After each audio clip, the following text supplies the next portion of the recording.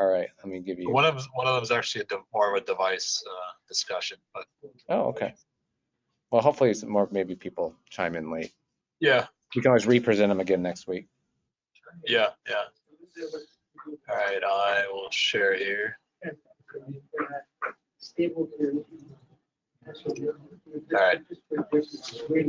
I'll start off with this pretty dramatic case that was shown to me by my colleague who reads at my colleague Naeem, who's mainly at Grady. So this patient, and I don't know too much of the clinical details, but this patient was in shock and he was scanned by surgery during a resuscitation in the ER. So probably in the middle of a code. So this is, and he has a history of a dissection.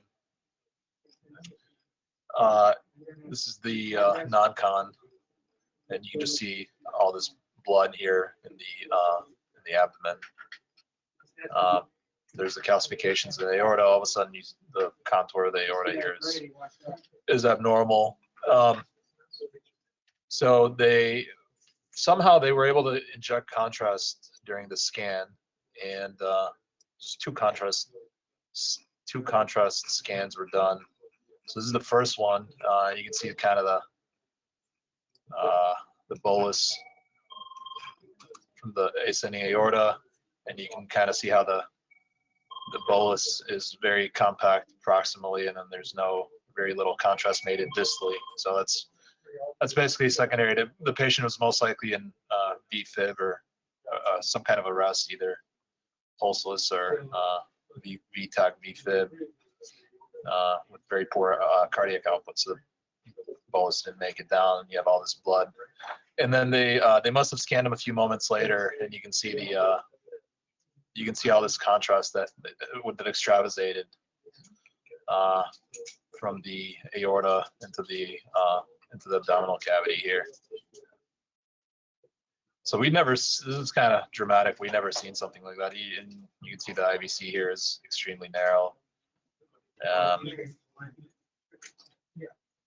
The left atrium is tiny, as is the right atrium. A lot of the contrast is staying in the veins. Obviously, it's with the heart not functioning. That's impressive. Yeah. So yeah, we've never seen never seen something like that active. Basically, active. It's not compatible with life. No. Yeah, I know we've on the webinar. I don't know if maybe it was before you even joined us. I think was it Travis years ago showed us one of an asystolic patient. I guess he had coded on the scanner while they were scanning. Yeah. Wow, that's impressive. Yeah, and you can actually see the extrav right here. Mm-hmm. Right into here, and then it's pulled into the abdominal cavity. Wow. Yeah, but I think the physiology you showed is really nice too. From like you left the lack of arterial flow, and then just the really slow. Yeah. It's never a good sign when you see this kind of gradient here in the descending aorta, and then all of a sudden. So if you didn't know anything, I mean, you could argue is the fact that there's a gradient here. It tells you it's not a chronic thrombus down here. It's basically for trainees. This is basically a lack of the contrast bolus is not diffusing due to lack of pumping. Yeah. So, and then let me know if you've seen these cannula. We've seen them in our ECMO patients, the COVID people that are on ECMO with severe ARDS. So these cannula, they come in from the IJ, and then they get into basically look like follow the course of the Swan Ganz, essentially, IJ to PA. And they're very large bore. They look like a ECMO cannula, and that's kind of what they are. Have you seen these, Jeff? Was that a Protec Duo? I think I've seen it here. Yeah. Yeah. And then I missed some of these conferences. Maybe somebody already discussed these. I missed some of the last few weeks. Did you guys talk about these yet, or? Yeah, I'm trying to remember. I think it's a PVAD, isn't it? Yeah, it's basically a right ventricular assist. Yeah, it's a bypass. It bypasses the right ventricle. So Right.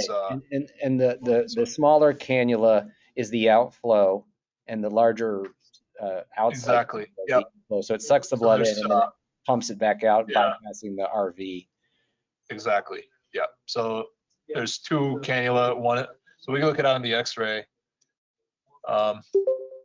You can see how it looks like two cannula, one within the other, Mm-hmm. and then this one stops right at the level of the atrium, and then the other one, the internal one, goes all the way to the PA. So here's the CT. Here's the internal one, and then here's the internal one goes all the way to the PA, and the external. So basically, you have there's a propeller that's outside. It's a centrifugal flow, and you're taking in flow from blood from the right atrium, and it goes in this external cannula, goes externally to the pump, and then it gets pumped back into the PA. Here's another. We have several patients on these. Here's another example, a different patient. And here's show a diagram. So here's just a nice diagram. So essentially, this is the Protect Duo is the name of this cannula that they've designed. They attach it to the pump. Is called the tandem heart. It's an external pump, and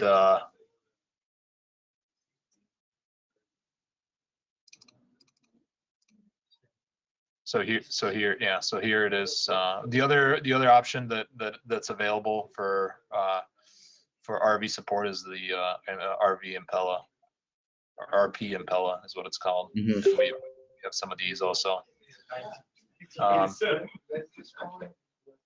Yeah, and I think you can use the Protect Duo as just a pump, but you can also hook it up to an oxygenator as well. Absolutely, yep.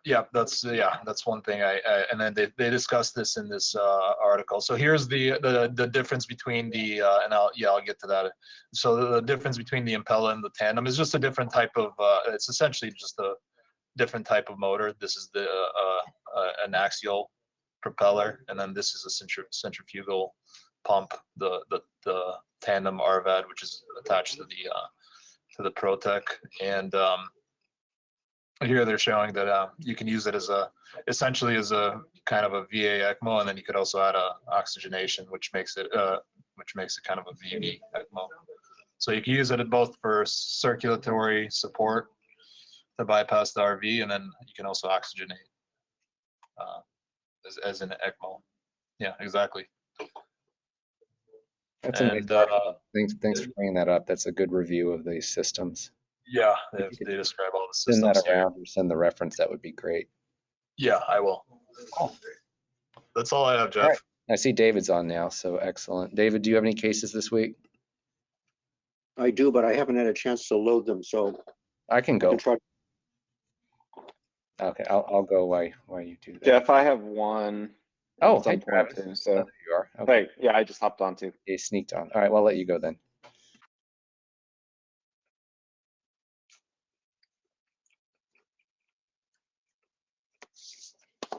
So if you may remember, this is actually the third one of these I've seen probably in the last 3 years. Two of them were at UCSF.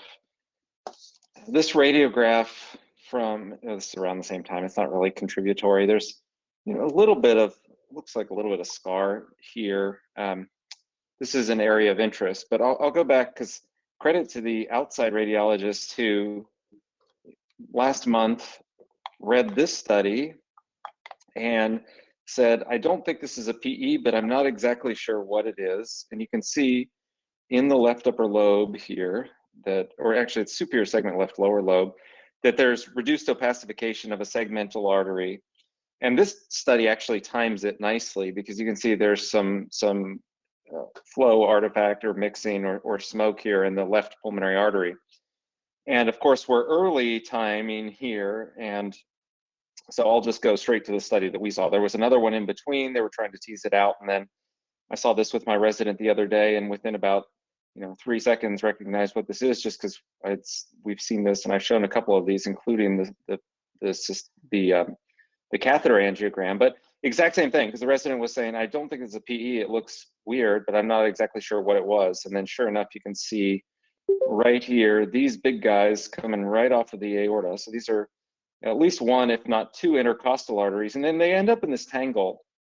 And then that tangle does communicate with this area, and then it returns to that pulmonary artery. So this is another systemic to pulmonary arterial shunt. So you've got retrograde filling of the pulmonary artery here with this early PE timing that explains why you have reduced opacification there. Now, you may have noticed as I was scrolling through, and as I pointed out on the radiograph, there's actually the same phenomenon right here in a smaller subsegmental artery, and you can see this is definitely pulmonary artery coming into this, and then there's another tangle, and I think that's probably involved with an intercostal artery. And now the big question is why. Of one of the ones I showed previously was post-traumatic. The other one was presumably post-infectious. This is kind of interesting. And the question was raised, could this be congenital? I am less in favor of that just because it's multifocal and there is some lung abnormality here, but I'm wondering, this patient is not from around here, and I'm wondering if this could be acquired from prior TB or some other infection. Any thoughts? Because you could see this whole mess. What's that? Thinking like a pseudo sequestration? Yeah, I guess that would be I guess you could say that.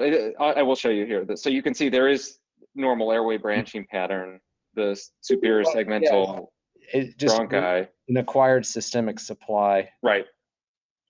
Yeah. Yeah, with a macroscopic systemic to pulmonary arterial shunt. So, both of the other ones I showed, or one of the other two I showed was mistaken for a pulmonary embolism. The other one was mistaken for an arterial venous malformation, and which they had gone to pulmonary angiogram first. Of course, this one hasn't been treated yet, but in this case, you do a systemic arteriogram and look at the intercostals on the right and intercostals or big bronchioles on the left, but I think these are all intercostals here.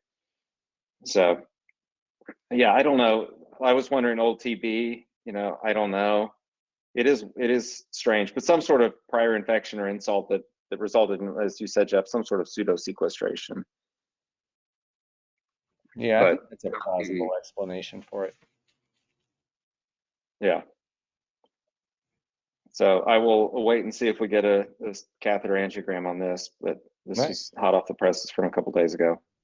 It'd be nice to get a follow-up, or if they have a follow-up with a different phase, it'd be kind of cool to see if it was arterial, it'd be cool to see the inflow into. Right, and that's right, Peter. And you could actually, on some of those bronchial artery collaterals that we've seen, there was one that I did do basically a coronary CT with a saline flush to chase out the right side. And I think you're saying the same thing here. It would be kind of cool because you would see the high attenuation contrast in the aorta and the systemic jetting back into that pulmonary artery, but nothing else in there. But yeah, I mean, it would be cool. I don't know. We'll see what they do. I mean, it's pretty diagnostic what we have here. So. Yeah. Okay. All right. I can go show a couple cases. Let's see here.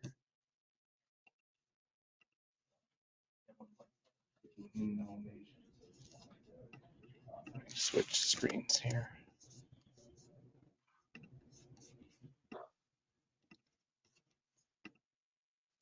All right.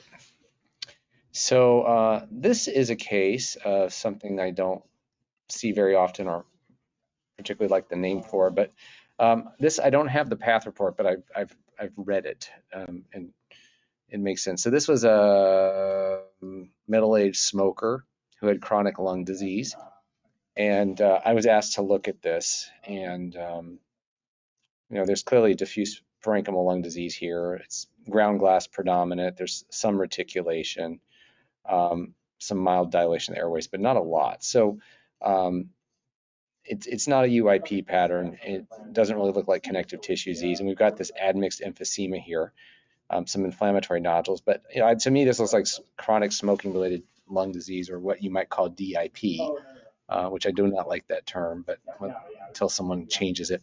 But what I realized, of course, is this patient's had a lobectomy. So we had the lung somewhere. So I had him dig out and they didn't comment on it when they did this lobectomy years ago. So we managed to get a hold of the lung, at least of the block or whatever, the slides. And this has all the features of what one would call DIP.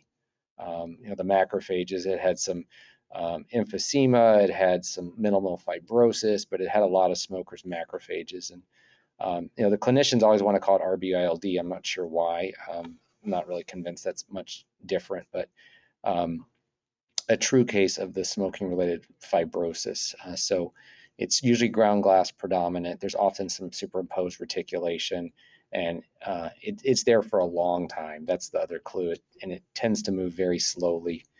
I don't know what your guys' thoughts are on it, but it's not a term I like to use at all, because I think it's to be honest, it's a stupid name that has been outdated for half a century and needs to be replaced. But and then some of these areas look like you can see this emphysematous spaces have these thicker walls, and I suspect this is fibrosis colliding with it, and you're seeing areas of fibrosis around these emphysematous spaces. So sometimes it's just remembering that there might be a specimen is nice to go back and you can get, they often have the slides stored somewhere, and then you can get a pathologist who's interested in this stuff to take a look at it. Okay, let's see what that said there. Okay, and then my other case is a little bit more interesting. So this is a patient who is, I forget how old, but presented quite ill, and this is the initial radiograph, and you can see the lungs are abnormal. There's sort of this fine graininess to it.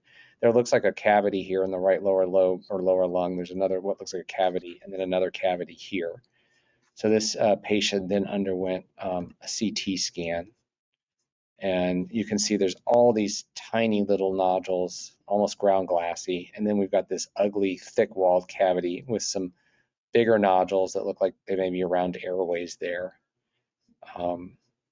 throughout the lung, and this bigger one down here. So looks like some really bad, ugly infection, and then either a second process or part of the same thing. It's not really tree and bud, so it's more tiny little ground glass nodules. This patient went into respiratory distress, so that's when the patient presented. This is 12 days later, and they're now intubated poorly. Someone's enjoying a beverage, I can hear. Got an effusion. There's this cavity is still here. So they bronch this patient. Patient's on broad spectrum antibiotics. Ultimately, the patient ends up with tracheostomy, and this just really bad lung disease developed. Pleural complications. So here's a CT from this time, showing this sort of what looks like just alveolar damage. But on top of that, there's these background of these cavities and this mass here. So this is one of my favorite bugs, and I should show you where the patient is now. So patient was left with fibrosis, volume loss in there. So this is after the patient's off the ventilator.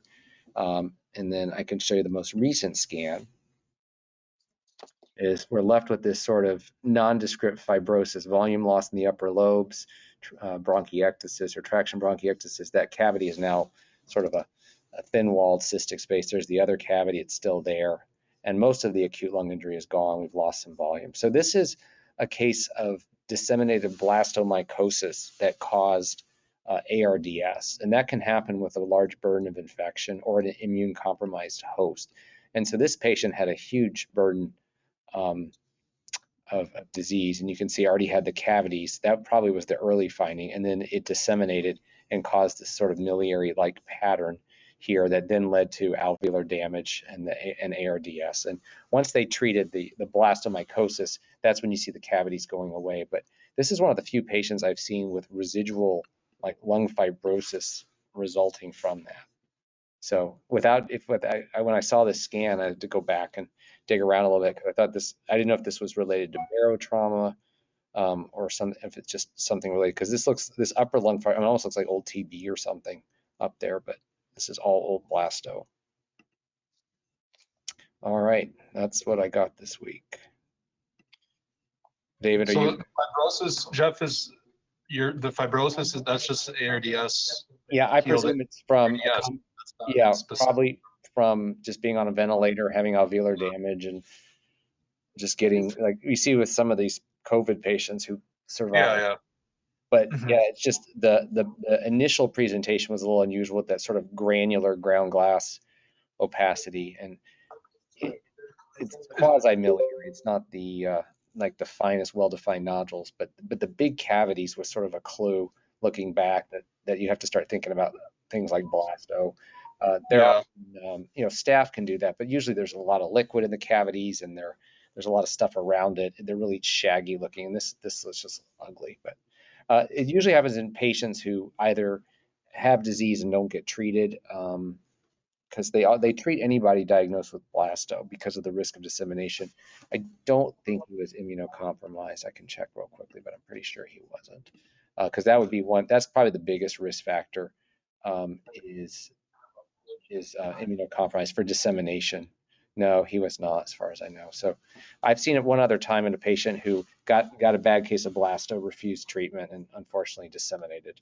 But most people will clear it spontaneously or with some itraconazole. All right, David, are you ready now? Yeah, I'm ready. Okay, I'll make you the presenter.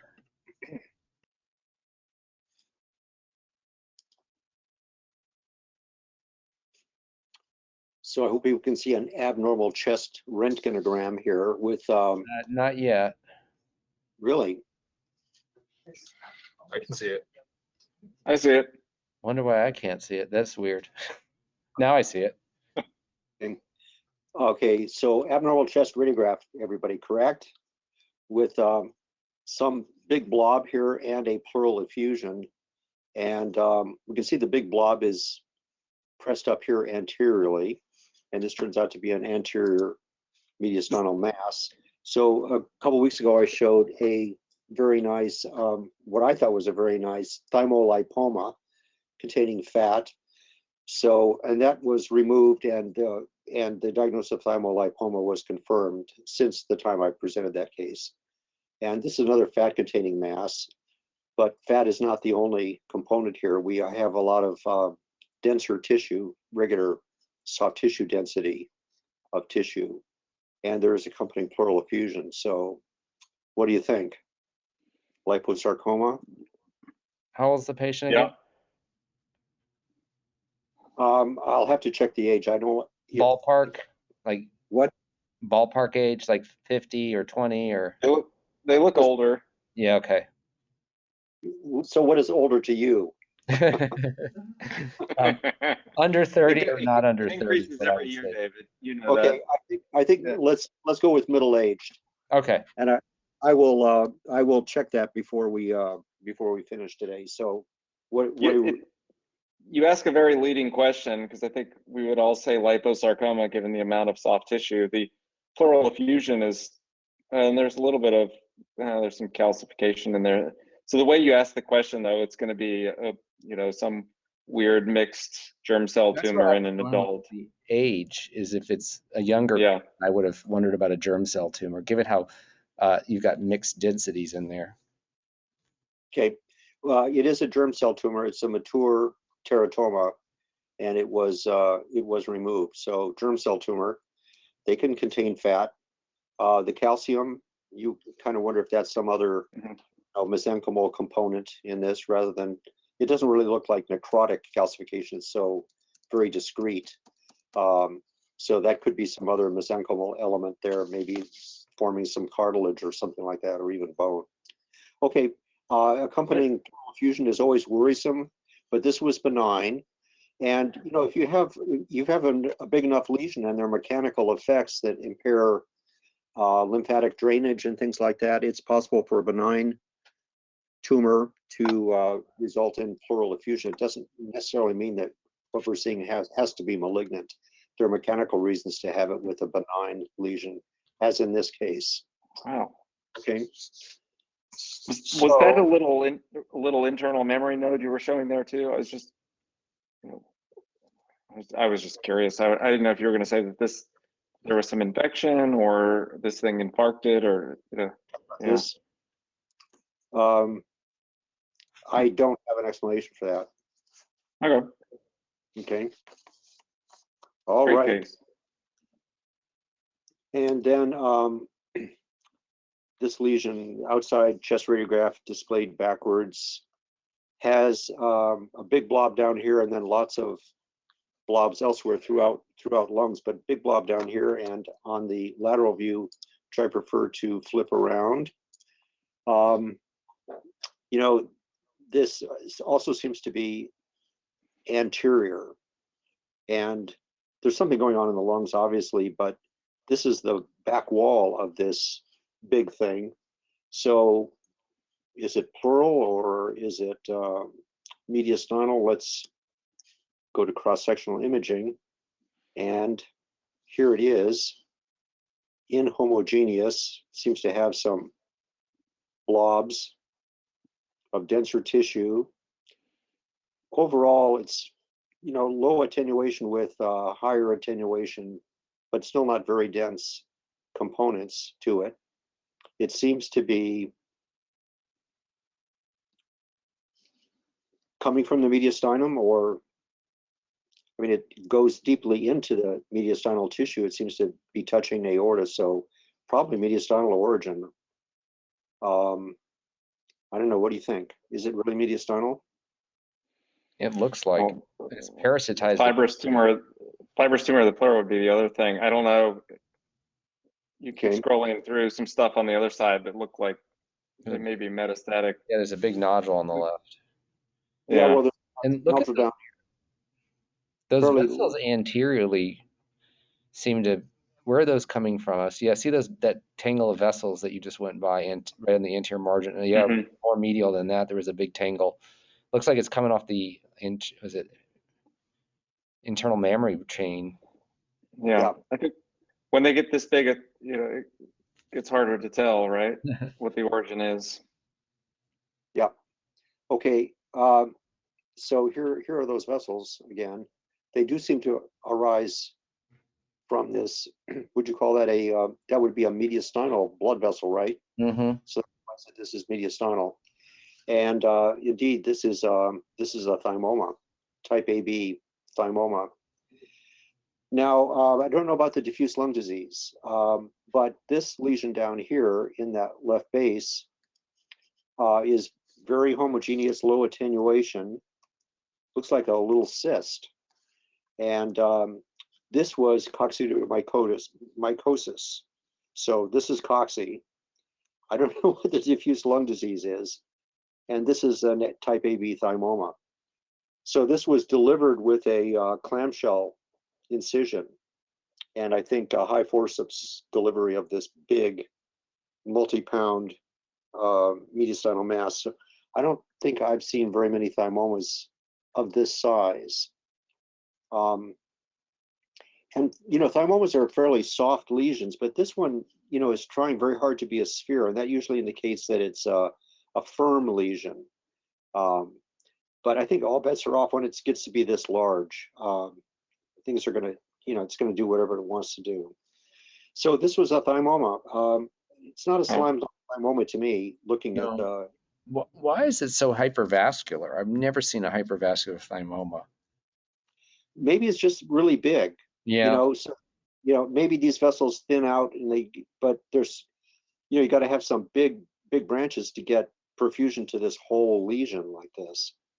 So, you know, I mean, if you had just a small tumor with that much vessel, I think that would throw you off. But when it's this big, I think somehow these vessels are fanning out throughout this lesion, and it may have picked up some others here too from, you know, maybe, I don't know, but it's thymoma, so type AB.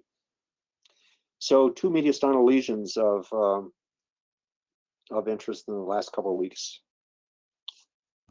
Wow. And toxic. Wow. It's not as good as your blasto case. Yeah. Sorry.